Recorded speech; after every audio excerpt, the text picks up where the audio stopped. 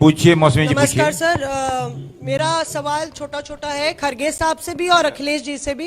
खरगे साहब, मेरा सवाल आपसे ये है कि एक वोटर्स में मायूसी देखने को मिल रही है, वोट प्रतिशत थोड़ा कम हुआ है। क्या आपको लगता है कि कौन सा वोटर घर पे बैठा है? बीजेपी के नेता ये कह रहे हैं कि यूथ बाहर नहीं निकल रहा, जो राम मंदिर के दौरान 3 दिन आगे पीछे बाहर सड़कों पर दिखा था। तो कौन सा वोटर घर बैठ गया? क्या 400 का नारा बैकफायर किया है?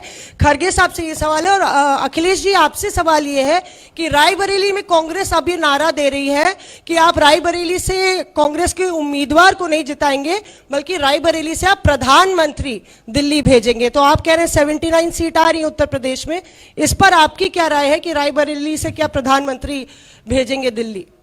नहीं, हम अपनी कोई स्ट्रेटेजी आपको नहीं बताएंगे।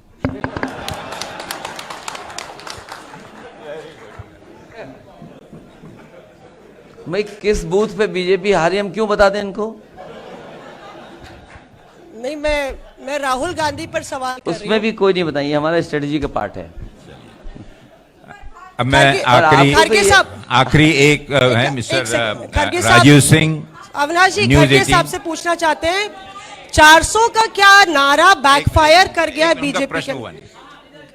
अखिलेश जी ने जवाब नहीं दिया खरगे साहब से कि 400 का नारा क्या बैकफायर कर गया है बीजेपी के लिए?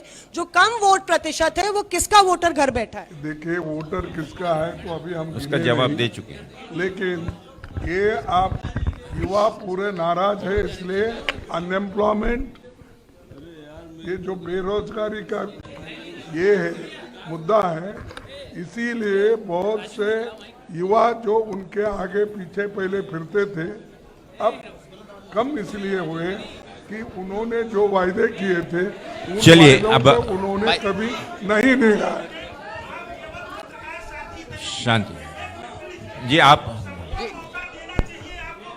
कोई नहीं डराएगा। बोलिए। खरगे जी, आखिरी प्रश्न।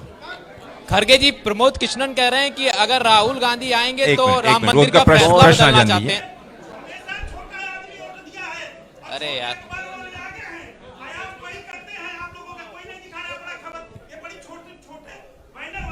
आपका प्रश्न बोलिए ना, प्रश्न बोलिए आपका प्रश्न। खरगे जी, आप प्रश्न, एक मिनट शांति। खरगे जी, ऐसा मीटिंग, ऐसा प्रेस कॉन्फ्रेंस खराब मत करिए भाई, खराब माहौल खराब मत। सब लोग शांति, आप भी शांति से बैठिए। आपका प्रश्न पूछिए, जल्दी प्रश्न पूछिए। खरगे जी, मेरा सवाल है आपसे कि एक मिनट, उनका प्रश्न है। आपके लिए अलग से खरगे जी, प्रमोद कृष्णन कह रहे हैं कि अगर राहुल गांधी आते हैं तो वो चाह रहे थे कि राम मंदिर का फैसला बदल दिया जाए। इसको किस तरीके से देखती है पार्टी का, क्या स्टैंड है इस पे? जी,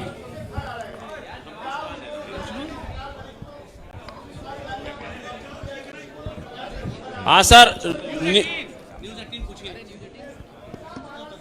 सर एक प्रश्न देखिए साथियों, प्रश्न काफी हो चुके हैं और निकलना होगा। ये प्रश्न का उत्तर अखिलेश जी, बाकी लोग शांति से सुने प्लीज। सर, न्यूज 18 से एक है।